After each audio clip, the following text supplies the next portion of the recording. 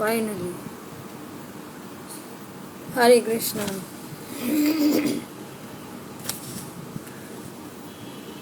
Some internet issues were there, that is why I am late today. Sorry. Let's start reading. बाल कांड हम पढ़ रहे हैं रामायण का, तो उसी में आगे की कथा हम शुरू करते हैं। आज का हमारा रीडिंग का डे 4 है।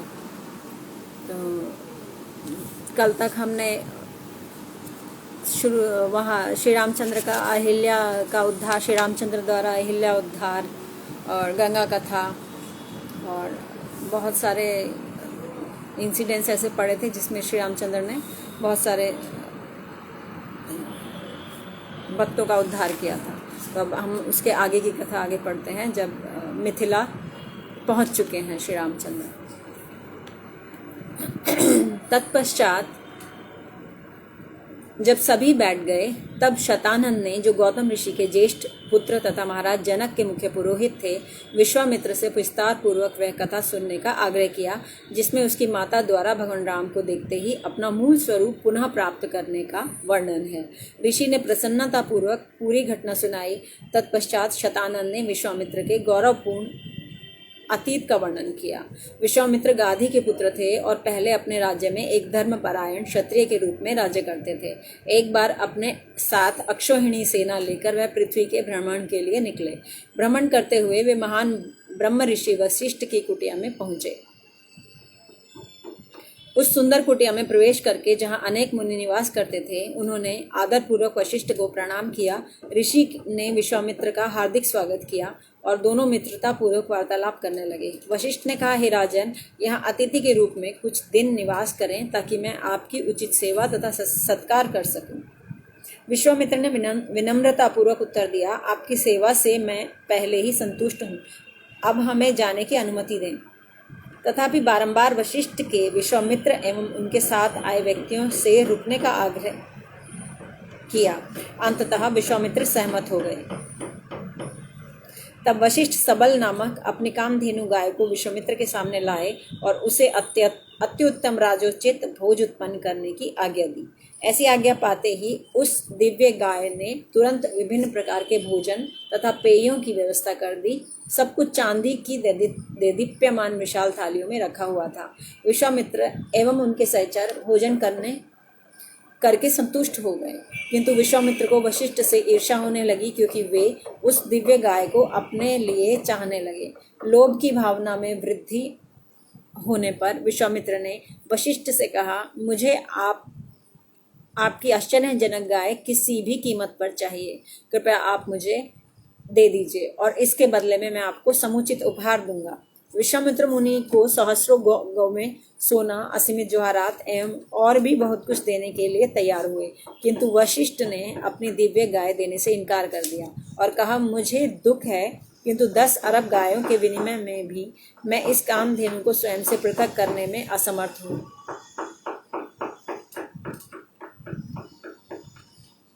बैकग्राउंड में आवाज़ ऐसे जैसे बिल्कुल मेरे पीछे ही हथौड़ियाँ बज रही हैं, डिस्टर्बेंस हो रहा होगा।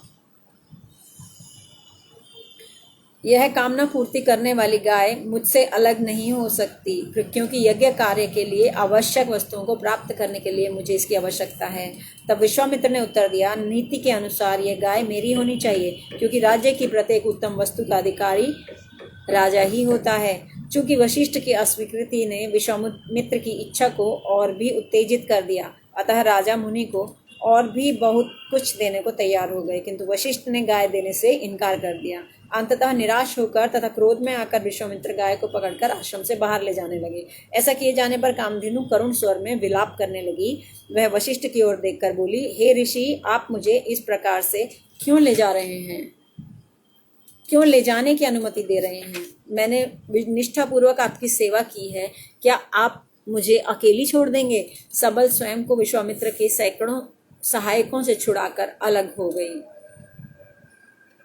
आश्रम में उसके वापस जाने पर वशिष्ठ ने कहा, मेरी प्रिय सबल, मैं निश्चय ही तुम्हें त्याग नहीं रहा हूँ।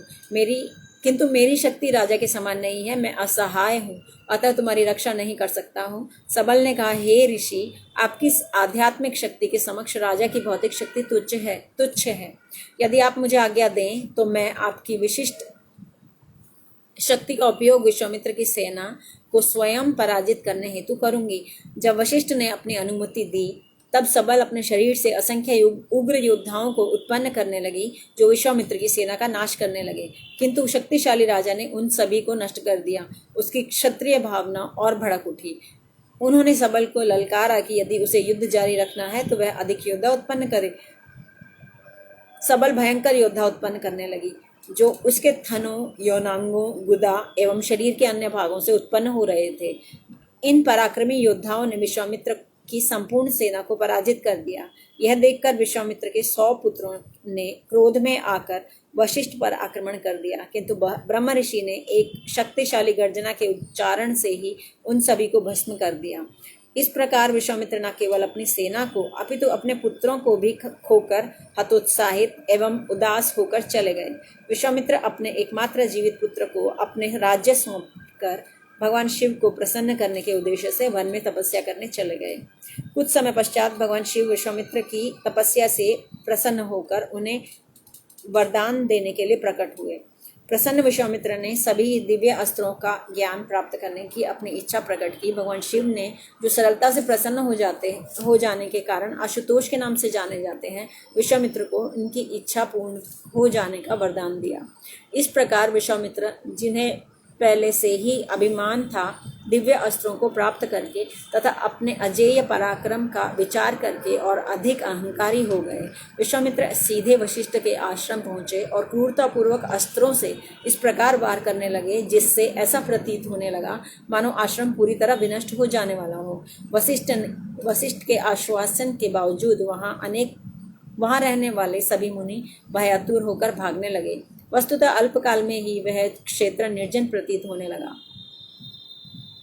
अपना ब्रह्म दंड उठाए वशिष्ठ विश्वामित्र को संबोधित करते हुए इस प्रकार बोले, क्रोध में आकर किए इस तुच्छ कृत्य के लिए मैं अभी तुम्हारा अभिमान भंग करके तुम्हारे तथाकथित पराक्रम की निरर्थकता सिद्ध कर दूंगा। वशिष्ठ ने अपना ब्रह्म दंड का उपयोग करके विश्वामित्र के सभी अस्त्रों को प्रभावहीन कर दिया। तब विश्वामित्र अपने शेष दिव्य अस्त्रों से पुनः प्रहार करने लगे। जब वे अस्त्र भी असफल हो गए तब वे ब्रह्मास्त्र छोड़ने के लिए तैयार हो गए। ऊपर से देवतागण इस कौतुक द्वंद्व युद्ध को देख रहे थे। जब विश्वामित्र ने अपना भयंकर ब्रह्मास्त्र छोड़ा तब वे चौंक गए और भयभीत हो गए। परंतु जब विश्वामित्र ने ब्रह्मास्त्र छोड़ा तब उसके विरोध में वशिष्ठ ने ऐसा विशाल काय उग्र रूप धारण कर लिया जिसमें उनके शरीर के रोम रोम से अग्नि की लपटें प्रज्वलित होकर ब्रह्मास्त्र की शक्ति को नष्ट रही थी।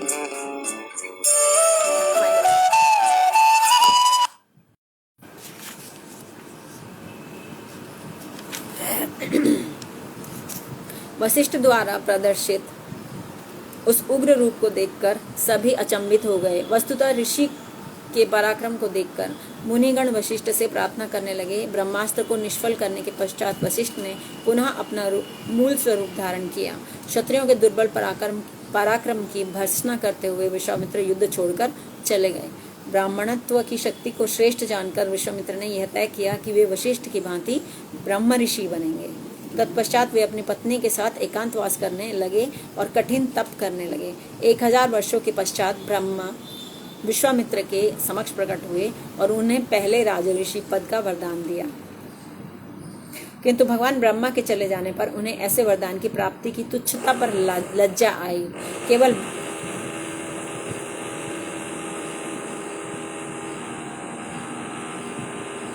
ब्रह्म ऋषि का पद प्राप्त करने के अपने निर्णय में अटल विश्वामित्र पुनः कठिन तपस्या में लग गए।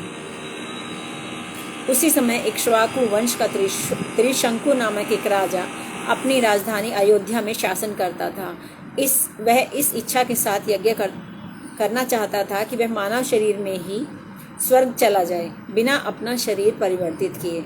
उसने वशिष्ठ से उसका पुरोहित बनने के लिए आग्रह किया, किंतु वशिष्ठ ने यह कहकर अस्वीकार कर दिया कि इस प्रकार का यज्ञ कर पाना असंभव है। उसके पश्चात त्रिशंकु ने यज्ञ कार्य में संलग्न वशिष्ठ के 100 पुत्रों के पास जाकर उनसे अपने यज्ञ में सहायता करने की मांग की, किंतु जब उन्हें अपने पिता की अस्वीकृति का ज्ञान हुआ तब उन्होंने क्रोधित होकर अपने गुरु की अस्वीकृति के पश्चात उनसे सहायता मांगने के प्रयासों को धिक्कारा। आलोचना सुनकर त्रिशंकु ने उत्तर दिया, यदि तुम सब मेरी सहायता नहीं करना चाहते तो मैं तुम सब से भी अधिक उदार किसी अन्य व्यक्ति की सहायता लूंगा। त्रिशंकु के अशिष्ट कथन को सुनकर सभी ऋषि उग्र हो उठे एवं उन्होंने त्रिशंकु को चांडाल बन जाने का शाप दे दिया। त्रिशंकु का सुनहरा वर्ण काला हो गया, उसके वस्त्र पुराने और मटमैले हो गए, उसके लंबे कांति युक्त बाल गिरने लगे, मुख की कांति की श्रीवृद्धि करने वाला अंगराग राख में परिवर्तित हो गया एवं उसके स्वर्ण आभूषण लौह में परिवर्तित हो गए तथा उसकी माला शमशान के फूलों में परिवर्तित हो गई। जब त्रिशंकु के मंत्रियों ने यह परिवर्तन देखा तब उन्होंने उसे अछूत समझकर त्याग दिया।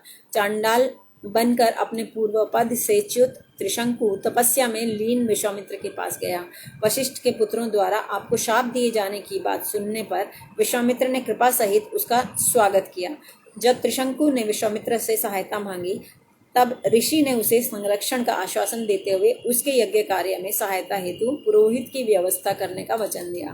तत्पश्चात विश्वामित्र ने अपने पुत्र को यह आज्ञा दी कि वह सभी पुरोहितों एवं योग्य ब्राह्मणों से सहायता के लिए निवेदन करे एवं अस्वीकार करने वालों के नाम भी पूछकर आए। इस प्रकार पृथ्वी के अनेक राज्यों से ब्राह्मण गण उनके आश्रम में आए। केवल वशिष्ठ, उनके पुत्र एवं ऋषि महादय ने उसमें भाग लेना अस्वीकार किया और कहा, किसी क्षत्रिय के हाथ से ब्राह्मण या देवता भेंट स्वीकार नहीं करना चाहेंगे, फिर चांडाल का तो कहना ही क्या है। जब विश्वामित्र ने यह कठोर एवं अपमानजनक शब्द सुने तब उन्होंने शाप देते हुए कहा, वशिष्ठ के नीच पुत्र राख में परिवर्तित होकर आज ही यमराज के निवास पर चले जाएं। उसके पश्चात 700 जन्मों तक चांडाल का रूप धारण करें एवं मूर्ख महादय निषाद बने।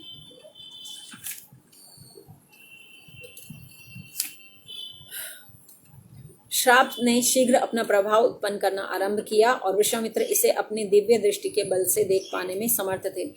तब विश्वामित्र ने कहा, वहां उपस्थित ब्राह्मणों से त्रिशंकु का यज्ञ संपादित करने को कहा। श्रापित होने के भय से उन्होंने यज्ञ प्रारंभ कर दिया। जब विश्वामित्र ने देवताओं को यज्ञ में आने एवं भेंट स्वीकार करने के लिए निमंत्रित किया तो देवता नहीं आए। इससे विश्वामित्र अत्यंत क्रोधित हुए। उन्होंने त्रिशंकु से कहा कि वे उसे अपने पराक्रम से स्वर्ग तक ले जाएंगे। वस्तुतः जैसे ही विश्वामित्र ने यह प्रतिज्ञा की, त्रिशंकु अपने उसी शरीर सहित स्वर्ग की ओर जाने लगा। जब राजा इंद्र ने देखा कि त्रिशंकु अपने गुरु वशिष्ठ की आज्ञा का उल्लंघन करके और निर्धारित सद्गुणों को अर्जित किए बिना ही स्वर्ग की ओर चला आ रहा है, तब इंद्र ने त्रिशंकु को सिर के बल पृथ्वी पर गिराने के लिए प्रहार किया। इस प्रकार गिरते हुए त्रिशंकु ने रक्षा के लिए विश्वामित्र को पुकारा। विश्वामित्र ने न केवल उसे गिरने से रोका अपितु त्रिशंकु के रहने के लिए नकली देवताओं सहित स्वर्ग के अनुरूप एक पूर्ण ग्रहीय व्यवस्था का निर्माण कर दिया। इस आश्चर्यजनक कृत्य से देवता रुष्ट हो गए। उन्होंने विश्वामित्र के पास जाकर कहा, त्रिशंकु को सहायता करने के अपने प्रयास त्याग दो। त्रिशंकु के पास स्वर्ग में निवास करने के लिए आवश्यक योग्यता नहीं है। किंतु विश्वामित्र अपना वचन पालन करने के लिए अटल रहे। उन्होंने कहा, त्रिशंकु को बिना देह परिवर्तन के स्वर्ग भेजने के अपने वचन पर मैं अटल हूँ। अतः यह विहित करें कि मेरे द्वारा निर्मित यह नवीन स्वर्ग आपके द्वारा स्वीकृत है और ब्रह्मांड के अस्तित्व की अवधि तक यह कायम रहे। अंततः देवता सहमत हो गए और इस प्रकार सिर नीचे किए हुए त्रिशंकु अंतरिक्ष में लटक गया।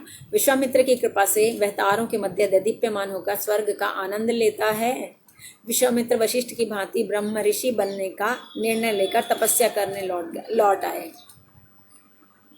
तत्पश्चात बहुत दिन व्यतीत हो जाने पर मेनका नामक एक सुंदर अप्सरा पुष्कर झील में स्नान करने आई, जहां विश्वामित्र तपस्या करते थे। उसे देखकर ही विश्वामित्र काम के वशीभूत हो गए।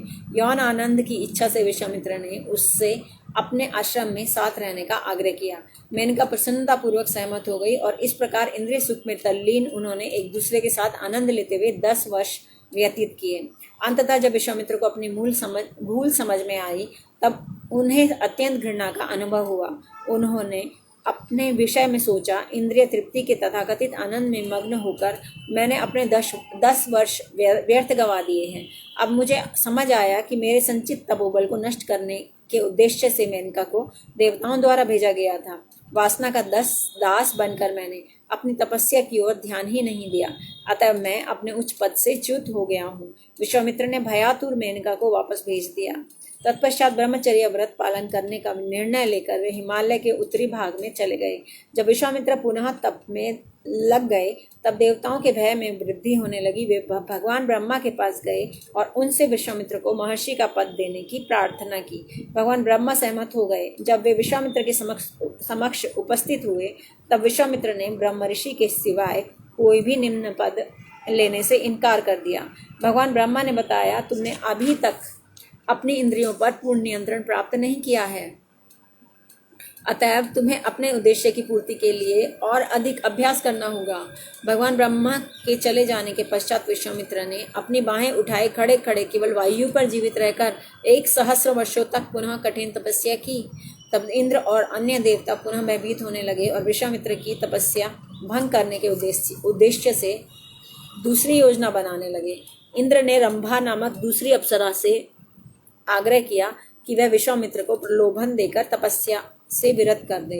भय से कांपती हुई रंभा ने यह कहकर अस्वीकार कर दिया कि उसे विश्वामित्र के शाप से भय लगता है, किंतु इंद्र ने उसे यह कहकर आश्वस्त किया, हे कन्या, भयभीत न हो, तुम्हें अवश्य सफलता मिलेगी। यह वसंत ऋतु है और कामदेव तुम्हारा साथ देंगे। मीठे स्वर में गाने वाली कोयल का रूप लेकर मैं भी उपस्थित रहूंगा, चिंता ना करो। तुम्हारा सौंदर्य निर्विरोध है, विश्वामित्र तुम्हारे हाथ का खिलौना बन जाएंगे। अंततः रंभा सहमत हो गई और विभिन्न प्रकार के स्त्रियोचित हाव भाव प्रदर्शित करने लगी और प्रसन्न मुद्रा में विश्वामित्र के समक्ष आई। पहले तो विश्वामित्र उसे देखकर प्रसन्न हुए। उन्होंने सोचा कि वह उनके पास अपनी स्वेच्छा से आई है, किंतु कुछ क्षण विचार करने के पश्चात उन्हें लगा कि उसका आना उनकी तपस्या में अवरोध उत्पन्न करने की एक दूसरी चाल है। क्रोध के आवेग में विश्वामित्र गरजे, अरे मूर्ख स्त्री, यद्यपि तुम्हें ज्ञात था कि मैं अपनी इंद्रियों पर नियंत्रण प्राप्त करने के लिए तप कर रहा हूँ, तथापि तुमने मुझसे छल करने का दुस्साहस किया। इसके लिए तुम्हें पत्थर की मूर्ति के रूप में 10,000 वर्षों तक खड़ा रहना होगा, अथवा ऋषि वशिष्ठ के तुम्हें मुक्त करने तक। जय श्री हरि। रंभा तुरंत पत्थर में परिवर्तित हो गई। इंद्र एवं कामदेव दृश्य से ओझल हो गए, किंतु अप्सरा को शाप देने के पश्चात विश्वामित्र यह विचार करके दुखी हो गए कि वे अनियंत्रित क्रोध से शिकार हुए हैं और इस प्रकार उनके तपोबल का संचयन घट गया है। तब विश्वामित्र ने कभी भी क्रोधित न होने का व्रत लिया। मैं तब तक ना तो श्वास लूंगा, ना एक शब्द का उच्चारण करूंगा और ना भोजन का एक ग्रास भी ग्रहण करूंगा अथवा कुछ पीऊंगा, जब तक कि मैं ब्रह्म ऋषि की स्थिति प्राप्त न कर लूं। विश्वामित्र पुनः तपस्यारत हो गए, किंतु 1,000 वर्षों तक उपवास रखने के पश्चात उन्होंने कुछ खाने का निर्णय लिया। जैसे ही विश्वामित्र ने प्रथम ग्रास खाने के लिए मुंह खोला, राजा इंद्र ने एक ब्राह्मण का वेश धारण करके उनसे उनका सारा भोजन मांग लिया। बिना पश्चाताप या क्रोध किए विश्वामित्र ने विनम्रता पूर्वक सारा भोजन उनको ब्राह्मण को दे दिया और वे अगले 1,000 वर्षों के लिए पुनः तपस्या करने के लिए चले गए। विश्वामित्र ने दृढ़ तप से संपूर्ण ब्रह्मांड विश्वामित्र के दृढ़ तप से संपूर्ण ब्रह्मांड तप्त हो उठा और उनके सिर से धुआं निकलने लगा। देवता विश्वामित्र को मनाने के लिए पुनः भगवान ब्रह्मा के पास गए। तब भगवान ब्रह्मा ने देवताओं सहित विश्वामित्र के पास जाकर उन्हें ब्रह्म ऋषि का पद प्रदान किया, ताकि वह अपनी तपस्या से निवृत्त हो जाएं। विश्वामित्र अत्यंत संतुष्ट हुए, तथापि उन्होंने कहा, मुझे ब्रह्म ऋषि के पद का वरदान देना ही सब कुछ नहीं है। अन्य ब्रह्म ऋषि, विशेषकर वशिष्ठ, मुझे ब्रह्म ऋषि के रूप में स्वीकार भी करें। तब देवताओं के आग्रह पर वशिष्ठ विश्वामित्र के पास गए और उन्होंने उन्हें ब्रह्म ऋषि के रूप में स्वीकार किया। विश्वामित्र ने भी उन्हें आदर एवं सम्मान दिया। दीर्घ काल से चली आ रही उनकी शत्रुता अब समाप्त हो चुकी थी और वे दोनों मित्र बन गए थे। अगली सुबह राजा जनक ने विश्वामित्र, राम एवं लक्ष्मण को आमंत्रित किया। उनका आदर पूर्वक अभिवादन करने के पश्चात उन्होंने कहा, मुझे ज्ञात है कि ऐसे महान व्यक्ति किसी गंभीर उद्देश्य के बिना यहाँ नहीं आए होंगे, अतः कृपया मुझे बताएं कि की क्या सेवा कर सकता हूँ? विश्वामित्र ने प्रसन्न मुद्रा में उत्तर दिया, राम और लक्ष्मण उस आश्चर्यजनक धनुष को देखने के लिए यहाँ आए हैं जिसकी पूजा अर्चना आप दीर्घकाल से कर रहे हैं। तब महाराज जनक समझाने लगे, पूर्व काल में इस धनुष का उपयोग भगवान शिव द्वारा उनके श्वशुर दक्ष के यज्ञ को भंग करने के लिए किया गया था। उनके भाग के यज्ञ फल से उन्हें वंचित किए जाने पर भगवान शिव ने क्रोध में यह धनुष उठाया था और उन्होंने देवताओं का विनाश कर देने की धमकी दी थी। चेतना के पुनः लौट आने पर देवता शिव को शांत कर पाने में सफल हुए। फलस्वरूप शिव ने यह धनुष उन्हें सौंप दिया। तत्पश्चात देवताओं ने इसे मेरे पूर्वज देवरात को सौंप दिया, जो महाराज निमि के वंशज थे। भगवान शिव के धनुष की कथा सुनाने के पश्चात महाराज जनक ने एक दूसरी रोचक कथा सुनाई। एक समय जब मैं यज्ञ क्षेत्र को स्वर्ण के हल से समतल कर रहा था, तब मुझे धरती में से एक शिशु कन्या मिली, जिसे देखकर मैं विस्मित हो गया। मैंने उसका नाम सीता यानी हल की लकीर रखा और उसे अपनी पूरी पुत्री मानकर पालन पोषण किया। युवा होने पर विवाह के इच्छुक अनेक योग्य राजकुमार उसके साथ परिणय का प्रस्ताव लेकर आए। चूंकि मेरी पुत्री कोई साधारण कन्या नहीं है, अतः मैंने राजकुमारों को बताया कि मेरी कन्या से विवाह करने के लिए उनमें महान पराक्रम का होना आवश्यक है। इसके लिए मैंने उनके सामने भगवान शिव का धनुष रखकर प्रत्यंचा चढ़ाने के लिए कहा। कोई भी उसे न पकड़ सका और न ही उठा सका। फिर उसे मोड़ने या प्रत्यंचा चढ़ाने के विषय में तो क्या ही कहना। अधिकांश राजकुमार अपमानित होकर लौट गए और मिथिला पर आक्रमण करने के लिए एकजुट हो गए। 12 मास तक भीषण युद्ध हुआ। अंततः जब मेरी सेना कमजोर पड़ने लगी, तब मैंने देवताओं से सहायता हेतु प्रार्थना की। मेरी प्रार्थना के फलस्वरूप उन्होंने कृपा पूर्वक सेना भेजी और उसे देखते ही शत्रु भय के कारण पलायन कर गए। चूंकि राम भगवान शिव के धनुष को देखना चाहते हैं, अतः मैं उसे इनके सामने लाऊंगा। यदि राम इस आश्चर्यजनक धनुष पर प्रत्यंचा चढ़ाने में समर्थ होंगे, तो मैं प्रसन्नता पूर्वक अपनी सुंदर पुत्री सीता का हाथ उन्हें दे दूंगा। शीघ्र ही 500 शक्तिशाली पुरुषों ने उस विशाल धनुष को खींचा, जो एक पिटारे में बंद था एवं जिसे 8 पहियों वाली एक गाड़ी पर रखा हुआ था। विश्वामित्र द्वारा राम को पिटारा खोलने के लिए आमंत्रित किए जाने पर सहस्रों व्यक्ति उन्हें देखने के लिए एकत्रित हो गए। जब राम धनुष को प्रशंसा पूर्वक निहार रहे थे, तब महाराज जनक ने उन्हें सावधान किया। बड़े बड़े देवता, दैत्य, राक्षस, यक्ष, गंधर्व, नाग सभी इस शक्तिशाली धनुष को झुका पाने में असफल रहे हैं, तो एक साधारण मनुष्य इस पर प्रत्यंचा चढ़ाने में कैसे सफल होगा? राम ने क्रीड़ावत अपना बायां हाथ धनुष के मध्य में रखा। उस विशाल जनसमूह की उपस्थिति में उन्होंने सरलता से धनुष को पिटारे में से उठाया। फिर धनुष को ऊपर की ओर उठाकर क्षण भर में प्रत्यंचा चढ़ा दी और उसे बलपूर्वक झुकाकर मध्य से इतनी सरलता से तोड़ दिया, जितनी सरलता से एक हाथी का बच्चा गन्ने को तोड़ देता है। धनुष टूटने की भयंकर ध्वनि ऐसी थी मानो कोई पर्वत फटकर नष्ट हो गया हो। ध्वनि की तीव्रता के कारण विश्वामित्र, जनक, राम एवं लक्ष्मण को छोड़ अन्य सभी भूमि पर गिर गए। अतः अत्यंत प्रसन्नतापूर्वक महाराज जनक ने विश्वामित्र से आग्रह किया कि वे राजा दशरथ को सीता और राम के विवाह का निमंत्रण देने के लिए संदेशवाहकों को अयोध्या भेजें। 3 दिवस पश्चात जब वे महाराज दशरथ की राज्यसभा में पहुंचे, तब उन्होंने राम द्वारा धनुष तोड़े जाने तथा सीता के साथ उनका विवाह तय किए जाने की घटना का वर्णन किया। यह सुनकर महाराज दशरथ अत्यंत प्रसन्न हुए। तब महाराज दशरथ ने वशिष्ठ एवं वामदेव से परामर्श करके यह निर्णय लिया कि अगले दिन ही वे सभी मिथिला के लिए प्रस्थान करेंगे।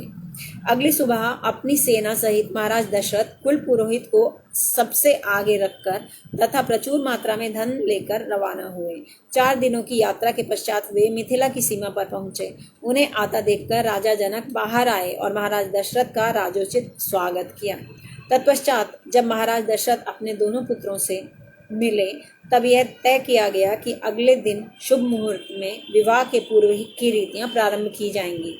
अगले दिन सभी एकत्रित हुए। विवाह उत्सव आरंभ होने के पहले महाराज दशरथ ने राजा जनक से यह आग्रह किया कि वे वशिष्ठ मुनि से उनकी राजवंश परंपरा के विषय में सुने। इस प्रकार से आग्रह किए जाने पर महान मुनि वशिष्ठ ने रघुवंश का इतिहास सुनाया। मरीचि भगवान ब्रह्मा के पुत्र थे एवं मरीचि के पुत्र थे कश्यप। कश्यप के पुत्र विवस्वान जो सूर्यदेव थे तथा विवस्वान के पुत्र मनु, व्यवस्वत मनु के पुत्र इक्ष्वाकु थे और अयोध्या के प्रथम शासक हुए। अनेक पीढ़ियों के पश्चात इक्ष्वाकु की वंश परंपरा में महाराज भरत हुए, जिनके पुत्र असित अपने शत्रुओं हयों, ताल जंघों एवं शश बिंदुओं द्वारा पराजित कर दिए गए। इस प्रकार से पराजित होकर असित अपनी दोनों पत्नियों के साथ हिमालय चले गए। जब असित का निधन हुआ तब उनकी विधवा, जिसका नाम कालिंदी था, गर्भवती थी। उनकी दूसरी विधवा ने ईर्ष्यावश कालिंदी के गर्भस्थ शिशु की हत्या करने के उद्देश्य से भोजन में विष मिलाकर कालिंदी को दे दिया। जब कालिंदी को विष के प्रभाव से पीड़ा होने लगी तब महाराज ऋषि च्यवन वहां पहुंचे। कालिंदी ने अश्रुपूर्ण नेत्रों से शिशु के जीवित रहने का वरदान उनसे मांगा। ऋषि ने उसे आश्वासन दिया कि विष निकलने के साथ ही उसे एक पुत्र पैदा होगा। इस असामान्य परिस्थिति के कारण कालिंदी के पुत्र का नाम सगर, जो विष के साथ जन्मा हो, रखा गया। आगे चलकर इक्ष्वाकु वंश के महाराज भागीरथ के प्रपौत्र प्रवृद्ध मुनि वशिष्ठ के शाप से राक्षस बन गए और इस प्रकार उनका नाम कल्माशपाद पड़ा। इस प्रकार इक्ष्वाकु वंश में कई महान राजा हुए, जैसे अम्बरीश, नहुष, ययाति, नभाग और महाराज दशरथ के पिता अज। सभी के इतिहास के वर्णन के पश्चात वशिष्ठ ने राजा जनक से उनकी दो पुत्रियों सीता और उर्मिला का हाथ राम और लक्ष्मण को देने का आग्रह किया। तब महाराज जनक अपने वंश के पूर्वजों के नाम बताने लगे। यह वर्णन राजा निमि से प्रारंभ हुआ। अंत में उन्होंने अपने पिता ह्रस्वरोमा का नाम लिया। तब राजा ने प्रसन्नतापूर्वक महाराज दशरथ के पुत्रों को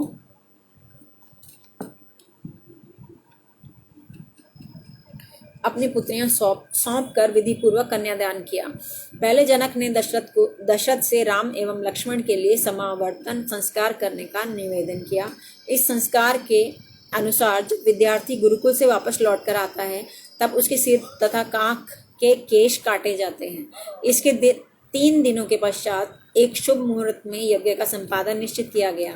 वशिष्ठ ने राजा जनक के अनुज कुशध्वज की 2 पुत्रियों का विवाह भरत और शत्रुघ्न के साथ करने का निर्णय लिया। जनक इस प्रस्ताव से सहमत थे। समावर्तन संस्कार में महाराज दशरथ ने अपने प्रत्येक पुत्र के लिए ब्राह्मणों में 100,000 गौवें दान की। तत्पश्चात विवाह के लिए निश्चित तिथि को विजय नामक शुभ मुहूर्त में वशिष्ठ ने महाराज जनक के पास जाकर कहा, हे राजन, कौशल नरेश अपने 4 पुत्रों सहित बाहर उनकी प्रतीक्षा कर रहे हैं जो कन्यादान करने वाले हैं।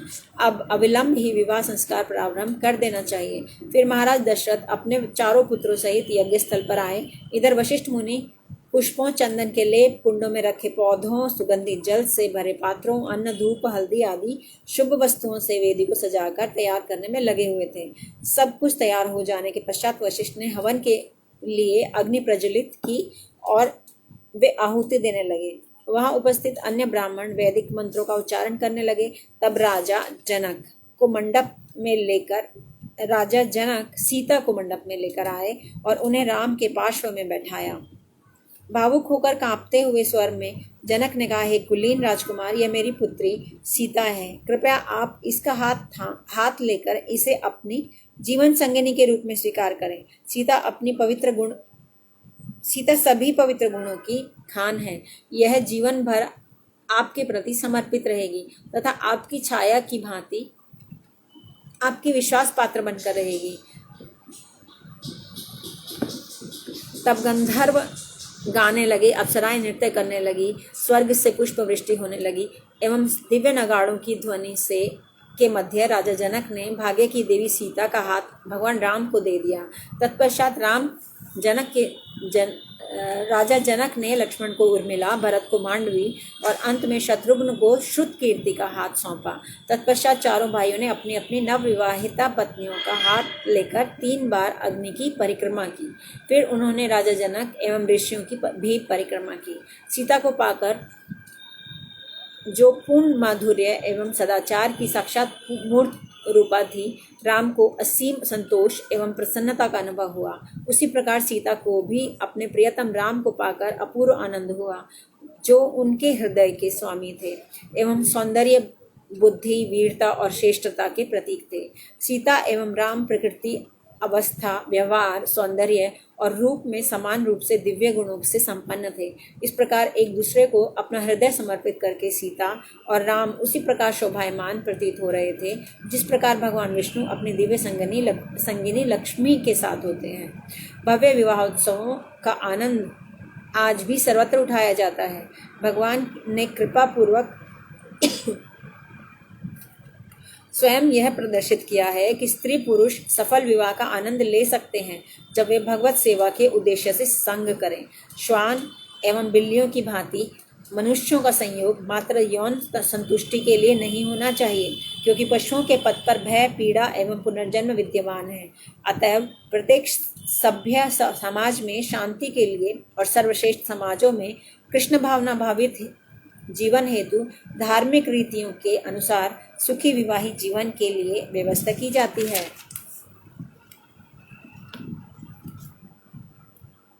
नित्य पति पत्नी के रूप में राम एवं सीता का संबंध अपृथककरणीय है। भौतिकवादी कभी कभी भगवान राम के बिना ही भाग्य की देवी की आराधना करना चाहते हैं और उन्हें पाना चाहते हैं, किंतु ऐसा कभी संभव नहीं है। राम के बिना सीता दुर्गा के स्वरूप में परिवर्तित हो जाती है। दुर्गा भौतिक शक्ति की मूर्त रूपा है और उनके आलिंगन का अर्थ है मृत्यु का आलिंगन। किंतु यदि हम भगवान राम या भगवान कृष्ण को प्रसन्न करने के लिए ध्यान करें तो भाग्य की देवी हम पर स्वतः प्रसन्न हो जाएगी। पारिवारिक संबंधों सहित एक सफल जीवन का रहस्य है भगवान पर केंद्रित जीवन तथा उनकी सेवा करना ही हमारे प्रयासों का उद्देश्य होना चाहिए। दिवसोत्सव समाप्त होने के पश्चात विवाह दल ने रात्रि को विश्राम किया। अगली सुबह विश्वामित्र मिथिला छोड़कर हिमालय के लिए चल दिए। तत्पश्चात दिन में राजा दशरथ अपने चारों पुत्रों एवं उनकी पत्नियों सहित राजा जनक द्वारा प्रचुर मात्रा में दिए गए दहेज को लेकर वहां से चल दिए। अयोध्या लौटते हुए महाराज दशरथ ने सिर पर मंडराते अनेक भयभीत पक्षियों के चीखने के अमंगल चिन्हों को देखा। उसी समय उन्होंने मृग को बाईं ओर से दाहिनी ओर रास्ता पार करके जाने का मंगल संकेत भी पाया। आने वाली विपत्ति की शंका कर उन्होंने वशिष्ठ को इनका अर्थ समझाने के लिए निवेदन किया। ऋषि ने उत्तर दिया, चीखने वाले पक्षी संभावित आपत्ति का संकेत देते हैं, किंतु बाएं से दाहिनी ओर मृग का जाना यह संकेत करता है कि इसमें चिंता करने की कोई बात नहीं है। जिस समय पुरोहित एवं राजा दशरथ इस विषय पर चर्चा कर रहे थे, उसी समय पृथ्वी को हिला देने वाली एक वृक्षों को गिराने वाली प्रचंड वायु चलने लगी। धूल उड़कर सभी दिशाओं को आवृत करने लगी। ऐसा अंधेरा छा गया, महाराज दशरथ, उनके पुत्र वशिष्ठ एवं अन्य ऋषियों को छोड़कर सभी भ्रमित होकर भयग्रस्त हो गए। अकस्मात प्रसिद्ध एवं पराक्रमी योद्धा परशुराम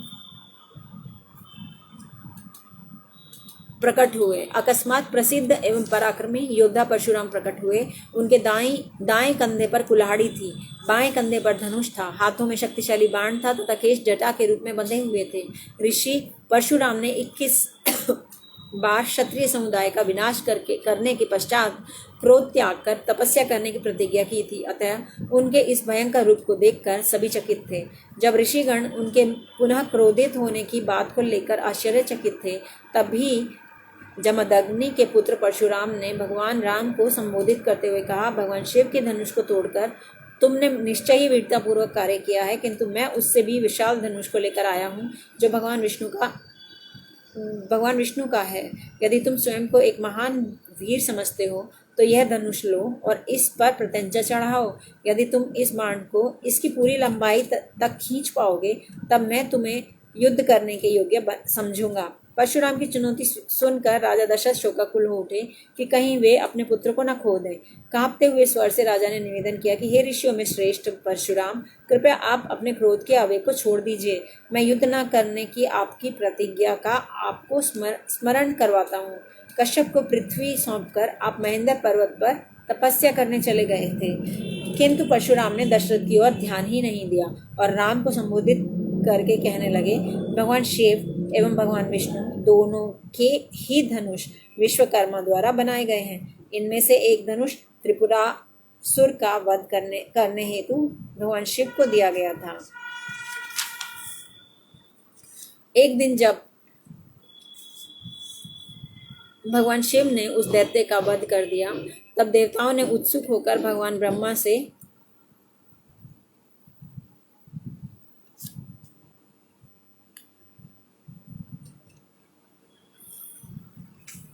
जाकर पूछा, भगवान विष्णु एवं भगवान शिव में से अधिक शक्तिशाली कौन है। उनकी शंका का समाधान करने के लिए भगवान ब्रह्मा ने उन दोनों के मध्य एक संघर्ष करवाने की व्यवस्था की। फलस्वरूप एक भीषण युद्ध छिड़ गया। युद्ध के दौरान भगवान विष्णु ने भगवान शिव के धनुष की डोरी काट दी एवं मात्र एक कोलाहल पूर्ण गर्जना द्वारा ही भगवान शिव की इंद्रियों को मूर्छित कर दिया। देवताओं की प्रार्थना पर युद्ध बंद कर दिया गया। जिस किसी ने भी यह युद्ध देखा उसने यही निष्कर्ष निकाला कि भगवान विष्णु हर प्रकार से भगवान शिव से श्रेष्ठ हैं, किंतु भगवान शिव अपनी पराजय से शुद्ध थे तथा देवताओं के निर्णय से अपमानित हुए। विषादग्रस्त एवं खिन्न होकर उन्होंने इक्ष्वाकु वंश के राजा देवरात को वह धनुष दे दिया। भगवान विष्णु ने अपना धनुष महान मुनि ऋचिक को दिया।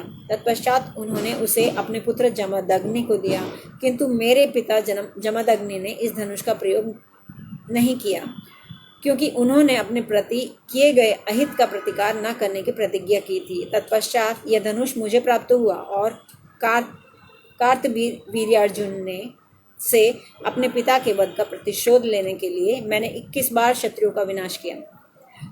तदुपरांत मैं पृथ्वी का एकमात्र शासक बन गया। मेरे द्वारा किए गए शत्रुओं के वध का प्रायश्चित करवाने के लिए जब कश्यप ने मेरी ओर से महान यज्ञ का संपादन किया तब मैंने उन्हें यह पृथ्वी दान दे दी तथा महेंद्र पर्वत की ओर प्रस्थान किया। वहां मैंने कठिन तपस्या के द्वारा महान पराक्रम अर्जित किया। किंतु जब मैंने सुना कि तुमने भगवान शिव का धनुष नष्ट कर दिया है तब मैंने तुम्हें ललकारने को विवश हो गया। मैं तुम्हें ललकारने को विवश हो गया। यदि तुम अपने आप को एक महान पराक्रमी समझते हो तो यह धनुष लो और देखो कि तुम मेरे साथ युद्ध करने के योग्य हो या नहीं। बिना कुछ बोले राम ने परशुराम की शर्त स्वीकार कर ली। तत्पश्चात तुरंत ही धनुष एवं बाण उनके हाथों से छीन लिया, साथ ही साथ उनका तपोबल भी। आश्चर्यचकित परशुराम के समक्ष उन्होंने अत्यंत सरलता से धनुष पर प्रत्यंचा चढ़ाकर उसे पूरी लंबाई तक खींचा। तब राम ने कहा, चूंकि आप एक ब्राह्मण हैं एवं विश्वामित्र से संबंधित हैं, अतः मैं आपका वध नहीं करूंगा। मेरा इस बाण को धारण करना व्यर्थ न जाए तथा आपकी शर्त का उचित उत्तर दिया जाए, अतः मैं इसका उपयोग आपके द्वारा कठिन तप के फल स्वरूप अर्जित स्वर्ग प्राप्ति की योग्यता को नष्ट करने में करूंगा। देवतागण एवं स्वर्ग लोकों के ऋषि आकाश में राम द्वारा बाण छोड़े जाने के दृश्य को देखने के लिए इकट्ठे हो गए थे। परशुराम पहले ही राम द्वारा निस्तेज किए जा चुके थे। भगवान को विस्फुटित नेत्रों से देखने के सिवाय वे और कुछ नहीं कर सकते थे। अंततः जब राम बाण को अपने कान तक खींचने लगे तब परशुराम मंद स्वर में बोले, जब मैंने कश्यप को यह पृथ्वी सौंपी तब उन्होंने मुझे यहाँ पुनः आकर रहने के लिए मना किया था। अतएव रात्रि होने से पूर्व मुझे यहाँ से जाना होगा। यद्यपि स्वर्ग तक जाने की योग्यता से मैं वंचित हूँ, किंतु कम से कम महेंद्र पर्वत पर वापस लौटने की आपकी अनुमति चाहता हूँ ताकि मैं अपनी तपस्या जारी रख सकूँ। हे राम, अब मैं समझ पाया कि आप स्वयं भगवान विष्णु हैं, अतः आपके हाथों पराजित होने पर मैं तनिक भी लज्जित नहीं हूँ। राम ने परशुराम के निवेदन को स्वीकार कर लिया और परशुराम की स्वर्ग प्राप्ति की योग्यता को नष्ट करने वाला शक्तिशाली बाण छोड़ा। उसके पश्चात परशुराम महेंद्र पर्वत लौट गए। उनके जाते ही आकाश में पहले से छाया हुआ घना अंधकार पूर्णतः छट गया। आकाश से देवता पूर्ण उत्साह के साथ भगवान राम का यशोगान करने लगे और उन पर सुगंधित फूलों की वर्षा करने लगे। तब भगवान राम ने भगवान विष्णु का धनुष वरुण को दे दिया। फिर उनके दल ने प्रस्थान किया। घर पहुंचकर राजा दशरथ के चारों पुत्र अपनी पत्नियों सहित सुखी जीवन व्यतीत करने लगे। कुछ समय पश्चात कैकेयी के पुत्र एवं भरत तथा शत्रुघ्न के मामा राजा युधाजित अपने भांजों को अपने संग रहने का निमंत्रण देने के लिए अयोध्या आए। अपने दो भाइयों के कैकेयी राज्य को चले जाने के पश्चात राम अपने पिता एवं तीनों माताओं की सेवा में ध्यानपूर्वक लग गए। राम राज्य के प्रशासनिक कार्य भी इतने उत्तरदायित्व तथा बुद्धिमानी से करते कि प्रजा उनसे स्नेह करने लगी। सीता एवं राम के आपसी प्रेम में निरंतर वृद्धि होती रही। एक दूसरे के गुण एवं रूप से आबद्ध दोनों एक दूसरे के प्रति पूर्णतः समर्पित थे। वास्तव में सौंदर्यावतार सीता स्वयं भाग्य की देवी लक्ष्मी हैं। वे राम के हृदय को भलीभांति पढ़ सकती थी। अपने पति को सदैव प्रसन्न रखने के लिए सीता दृढ़ प्रतिज्ञा थी। वे स्त्रियोचित मर्यादा एवं पवित्रता का प्रतीक थी।